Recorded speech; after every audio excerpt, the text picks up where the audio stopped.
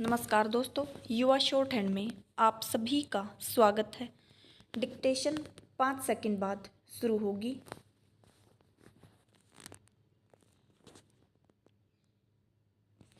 Start. माननीय सभापति महोदय, मैं आपका बहुत आभारी हूँ जो आपने मुझे इस बिल पर बोलने के लिए समय दिया है। विराम। यह जो बिल सहकारिता समिति को एक समिति में भेजने का निश्चय किया गया है, जिस पर कल से बहस हो रही है, उस पर मैं आपके आदेश से कुछ कहना चाहता हूँ। विराम। श्रीमान, इस बिल को देखा जाए तो यह समझ में आता है कि यह कोई नया बिल नहीं है, बल्कि जो सन 1912 का कानून है, उसी की लाइन पर बनाया गया है और कोई नई बात नहीं रखी गई है। विराम। पहरा। श्रीमान, इसमें सहकारी खेती की बात रखी गई है। विराम। अगर यह कहा जाए कि यह कोई नई बात नहीं है तो गलत नहीं होगा। विराम।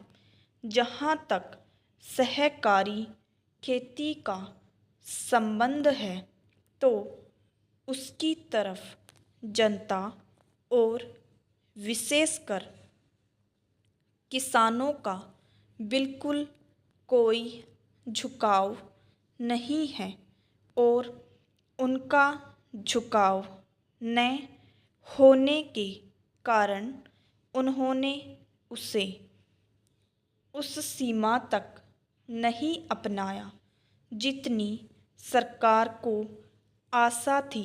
विराम।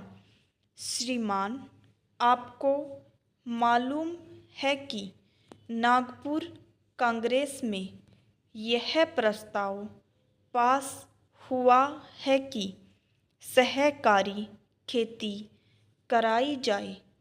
विराम। पूरे देश में इस समय इसका जोर चल रहा है और इसको लाने के लिए न मालूम इसके कितने रूप रखे गए हैं। विराम। यह कहा गया है कि इसके अंदर कोई जोर नहीं है। विराम।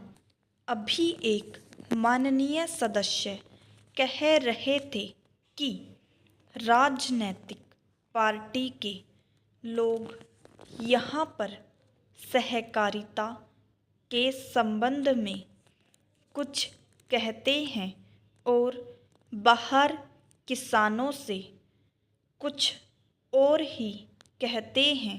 विराम। वे किसी से यह भी कहते हैं कि तुम्हारी जमीन छिन जाएगी। विराम।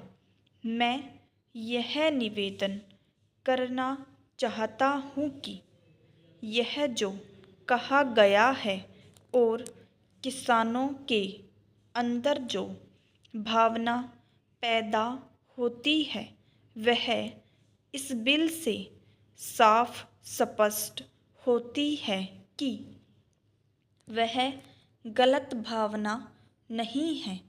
विराम।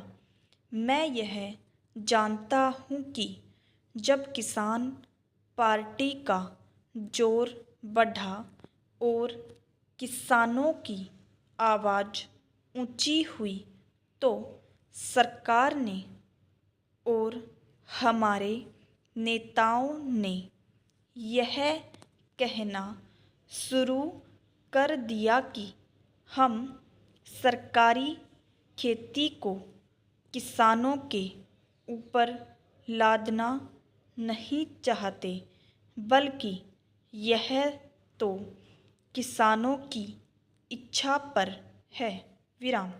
लेकिन इसके साथ ही साथ एक बात मैं पहले भी निवेदन कर चुका हूँ और फिर भी निवेदन करना चाहता हूँ कि नेताओं का अपना विचार होना चाहिए। विराम।